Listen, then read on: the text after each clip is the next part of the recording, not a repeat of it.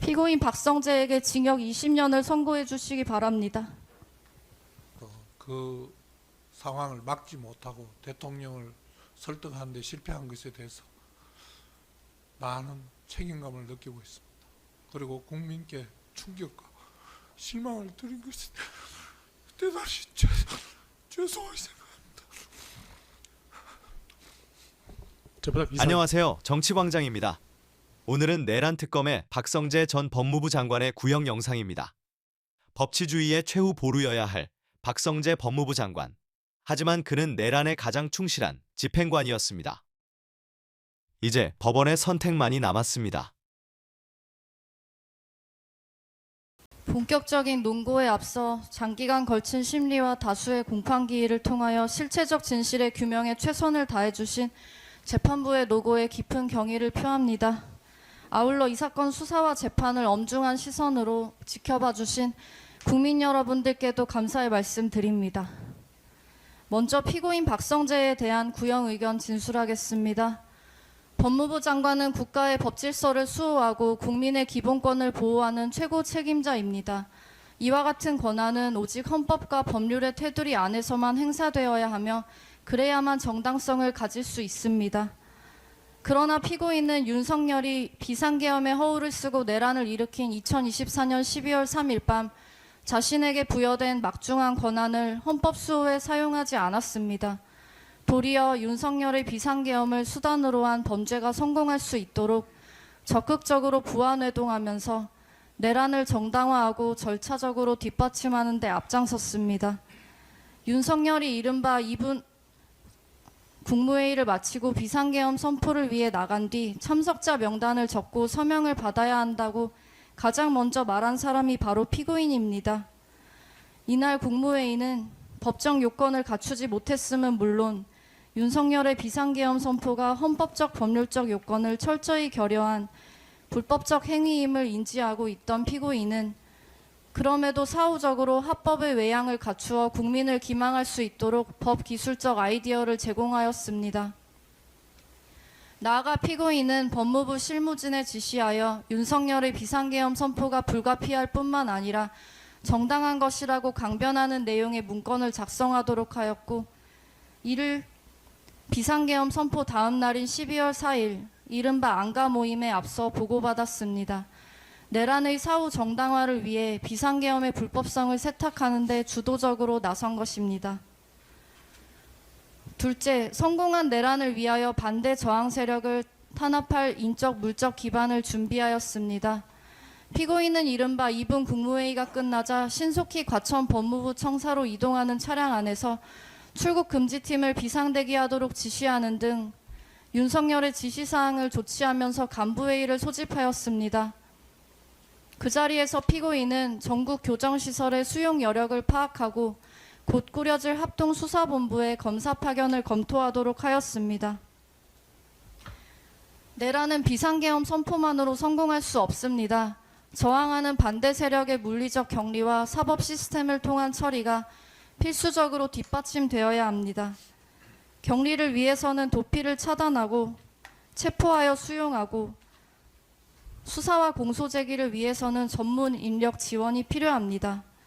즉 피고인의 행위는 윤석열의 불법 비상계엄에 저항할 것으로 예상되는 주요 정치인과 시민, 학생 등의 출국을 통제하면서 체포 구금하여 조기에 제압하고 나아가 탄압과 공포에 기반한 법적 실행력으로 지속되고 증대할 저항 세력을 억제함으로써 내란의 성공을 공고히 하려는 사전 조치였음이 명백합니다. 피고인은 이와 같은 일련의 행동을 통해 법 집행의 최후 보루여야 할 법무부를 하루아침에 내란 집행기구로 불법 전환하여 윤석열의 내란 행위를 인적 물적으로 뒷받침할 만반의 채비를 갖춘 것입니다. 또한 법무부 수장의 권한을 남용하여 국민에게 봉사하고 인권 보호에 충실해야 할 법무부 소속 공무원들을 불법적인 내란 행위에 강제로 동원한 용서받을 수 없는 범죄 행위를 저지른 것입니다. 셋째, 분별력을 잃고 대통령 부인의 부정한 청탁을 거리낌 없이 수용하고 실행하였습니다. 법무부 장관을 흔히 법 집행의 최후 보루라고 말합니다. 그렇기 때문에 법무부 장관은 일반 국민은 물론 여타 어느 공직자보다 더 엄격하게 법을 준수해야 할 법적 도의적 책임이 있습니다. 그러나 피고인은 검찰총장이 대통령 부인 김건희에 대한 수사팀 구성을 지시한 2024년 5월 3일 직후 5월 5일 김건희로부터 텔레그램으로 지시성 청탁 메시지를 받고 그에 따라 수사 상황을 점검하였습니다. 피고인은 2024년 5월 1일 신임검사 인관식에서 검찰은 국민 위에 군림하는 기관이 아니고 특정 인물이나 단체를 위해 일하는 기관도 아닙니다라고 말한 바 있습니다.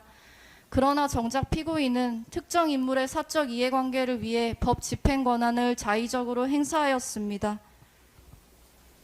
김건희로부터 지시성 청탁 메시지를 수신한 7일 후 5월 13일 인사 시기가 아님에도 검찰청법에 따른 검찰총장과의 협의도 없이 김건희를 수사하고 있는 서울중앙지검 지휘부를 교체하는 인사를 단행하고 교체된 지휘부는 검찰총장의 사전보고도 없이 검찰총장의 명령에 반하는 방식으로 김건희를 조사한 후 무혐의 처리함으로써 결국 김건희가 의도한 수사 결과가 도출되도록 한 것입니다. 일반 국민은 물론 하위 공직자라 해도 이런 행동은 엄두조차 낼 수 없습니다. 그런데 법 집행의 최고 감독자라는 피고인이 앞장서 관련 법률을 위반하고 외풍을 막아준 것이 아니라 오히려 검찰과 후배 검사들에게 태풍이 되어 검찰 기능을 파괴한 것입니다. 대통령 부인은 대통령이 아닙니다. 사인에 불과합니다. 당연히 법무부 장관에게 사사로이 연락해 지시하거나 부탁할 법적 권한이 있을 리 없고 법무부 장관 또한 응할 의무가 없습니다. 그러므로 피고인이 저지른 일련의 행위는 소통이 아니라 적극적인 권력형 유착이라고 보는 것이 타당합니다. 이는 피고인이 후배 검사들에게 하던 언행과 달리 공적인 법 집행의 기준을 사적인 인연이나 권력의 향배에 따라 자의적으로 운용해왔음을 여실히 보여주는 징표입니다. 윤석열의 내란에 대한 피고인의 적극적인 가담행위 또한 그 연장선에 있다고 봐야 합니다. 넷째, 피고인은 위헌 위법한 행동에 대한 반성은커녕 갖은 거짓말로 국민을 속이고 있습니다. 피고인은 2024년 1월 윤석열에 의해 법무부 장관에 지명된 뒤 다음과 같은 소감을 밝혔습니다. 임명된다면 국민의 신뢰를 받을 수 있는 공정한 법 집행과 국민의 생활 안전, 인권 보호에 최선을 다하겠습니다. 피고인은 법무부 장관 취임사에서 법무부 본연의 임무가 법과 원칙에 따른 법치주의의 실현이라고 역설하였습니다. 법치주의는 국가의 모든 권력 작용이 국민의 뜻을 반영한 헌법과 법률에 따라 이루어져야 한다는 것입니다. 권력자의 자의적이고 독단적인 권한 행사는 허용될 수 없습니다. 우리는 모두 헌법 아래에 있다라는 찰스 휴즈 전 미국 연방대법원장의 말처럼 국민이 선출한 대통령이라 해도 헌법과 법률 위에 있을 수 없고 있어서도 안 됩니다. 이것이 법치주의의 본질입니다. 그 법치주의 실현의 최전선에서 가장 막중한 책임을 부여받은 사람이 바로 법무부 장관입니다. 피고인은 법무부 장관으로서 윤석열이 정치적 반대 세력을 척결하고 국회 무력화를 위해 계엄을 선포하겠다고 말하는 현장에 임해 있었습니다. 검사 경력 26년을 자랑하는 노련한 법조인으로서 윤석열로부터 설명받은 계엄의 사유가 어떤 헌법적 법률적 근거도 갖추지 못했다는 사실을 몰랐을 리 없습니다. 피고인은 대통령을 만류했다라고 주장합니다. 그것이 진심이었다면 피고인은 윤석열의 면전에서 장관직을 사퇴하거나 국무회의가 산회한 뒤 비상계엄의 불법 부당성을 공표했어야 합니다. 법무부 장관은 헌정질서 문란행위가 발생했을 때 이를 저지해야 할 법적인 책무가 있기 때문입니다. 피고인에게는 그럴 시간과 기회가 충분히 있었습니다. 대통령 집무실에서 조태열이 강하게 반대할 때 피고인을 비롯한 누구도 이에 동조하거나 부응하지 않았습니다. 반대할 의사가 있었다면 조태열에 의탁하여 반대하는 태도를 보였을 것입니다. 반대하거나 조태열에 동조하는 사람이 없었기에 윤석열과 한덕수가 정족수를 채워 국무회의를 하더라도 찬성이 과반이 된다는 것을 확인하였기에 정당성 구비를 위해 국무회의를 개최하기로 하였다 할 것입니다. 피고인은 대접견실에 대기하면서 최상목과 조태열이 강하게 반대하는 의견을 윤석열에게 개진할 때 어떠한 동조나 부응하는 태도를 보인 사실이 없고 오히려 최상목과 조태열의 반대 발언에 비아냥대며 경제와 외교가 걱정이 되는 모양입니다라고 말하기까지 합니다.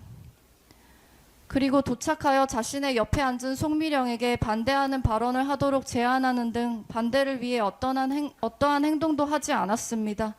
오히려 윤석열의 지시를 충실히 메모까지 합니다.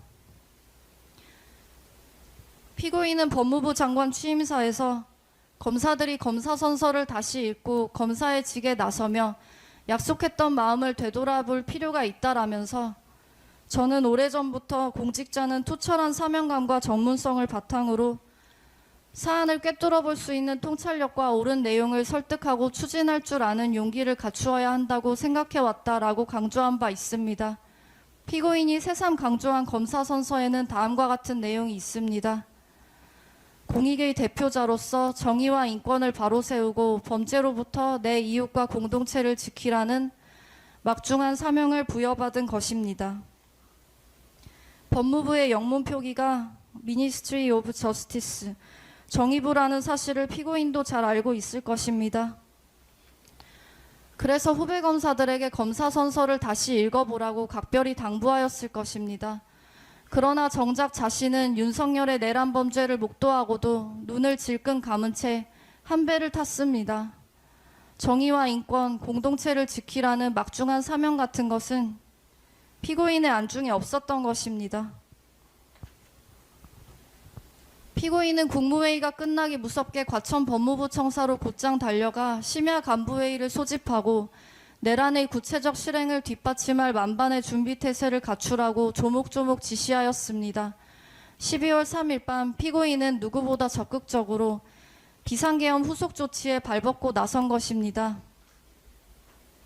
법무부 장관으로서 위헌 위법한 비상계엄을 수단으로 한 범죄 행위를 직접 목도한 후 지휘 감독 대상인 검찰총장과 세 차례에 걸쳐 통화하면서도 범죄 대응을 지시하지 않았습니다.